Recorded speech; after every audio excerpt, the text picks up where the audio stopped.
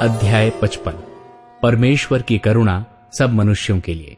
अहो सब प्यासे लोगों, पानी के पास आओ, और जिनके पास रुपया न हो तुम भी आकर मोल लो और खाओ।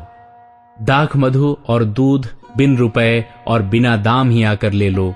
जो भोजन वस्तु नहीं है उसके लिए तुम क्यों रुपया लगाते हो, और जिससे पेट नहीं भरता उसके लिए क्यों परिश्रम करते हो। मेरी ओर मन लगाकर सुनो, तब उत्तम वस्तुएं खाने पाओगे और चिकनी चिकनी वस्तुएं खाकर संतुष्ट हो जाओगे।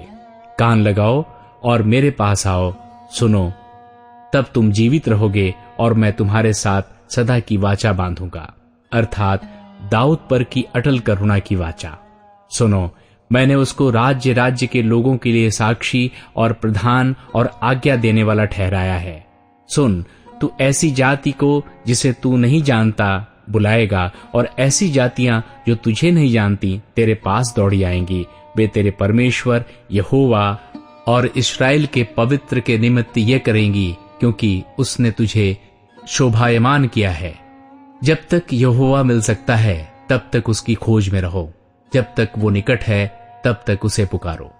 दुष्ट अपनी चाल चलन और अनर्थकारी अपने सोच विचार छोड़कर यहोवा ही की ओर फिरे, वो उस पर दया करेगा। वो हमारे परमेश्वर की ओर फिरे और वो पूरी रीति से उसको क्षमा करेगा। क्योंकि यहोवा कहता है, मेरे विचार और तुम्हारे विचार एक समान नहीं है, न तुम्हारी गति और मेरी गति एक सी है। क्योंकि मेरी और तुम्हारी गति में और मेरे और तुम्हारे सोच विचारों में आकाश और पृथ्वी का अंतर है।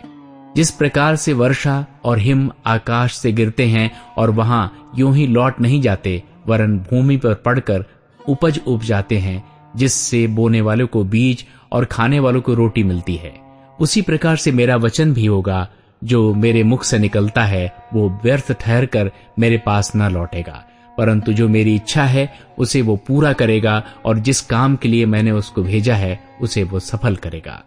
क्योंकि तुम आनंद के साथ निकलोगे और शांति के साथ पहुंचाए जाओगे। तुम्हारे आगे आगे पहाड़ और पहाड़ियां गला खोल कर जय जयकार करेंगी, और मैदान के सब वृक्ष आनंद के मारे ताली बजाएंगे। तब भटकटैयों के बदले सनौवर उगेंगे और बिच्छू पेड़ों के बदले मेहंदी उगेगी, और इससे यहोवा का नाम होगा जो सदा का चिन्ह होगा और कभी न मिटेगा। अध्याय 56। परमेश्वर की प्रजा में सभी जातियां सम्मिलित। यहोवा यूं कहता है, न्याय का पालन करो और धर्म के काम करो, क्योंकि मैं शीघ्र तुम्हारा उद्धार करूंगा और मेरा धर्मी होना प्रकट होगा। क्या ही धन्य है वो मनुष्य जो ऐसा ही करता, और वो आदमी जो इस पर स्थिर रहता है, जो विश्राम दिन को पवित्र मानता और अपवित्र करने से बचा रहता है, और अपने हाथ को सब भांति की बुराई करने से रोकता है।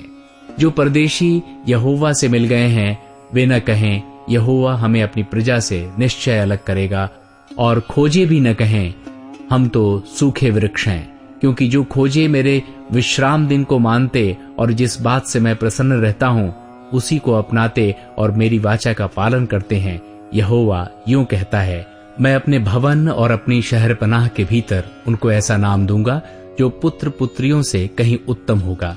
मैं उनका नाम सदा बनाए रखूंगा और वो कभी न मिटाया जाएगा।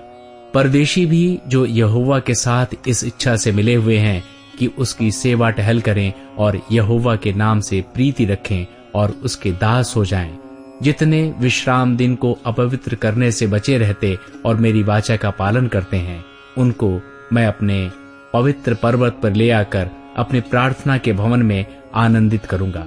उनके होम बलि और मेल बलि मेरी वेदी पर ग्रहण किए जाएंगे, क्योंकि मेरा भवन सब देशों के लोगों के लिए प्रार्थना का घर कहलाएगा।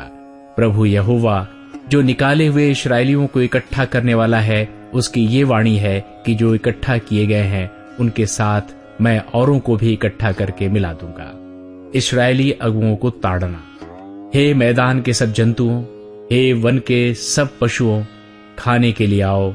उसके पहरुए अंधे हैं, वे सब के सब अज्ञानी हैं, वे सब के सब गूंगे कुत्ते हैं जो भौंक नहीं सकते। वे स्वप्न देखने वाले और लेटकर सोते रहना चाहते हैं। वे मरभूखे कुत्ते हैं जो कभी तृप्त नहीं होते। वे चरवाहे हैं जिनमें समझ ही नहीं। उन सबों ने अपने अपने लाभ के लिए अपना अपना मार्ग लिया है।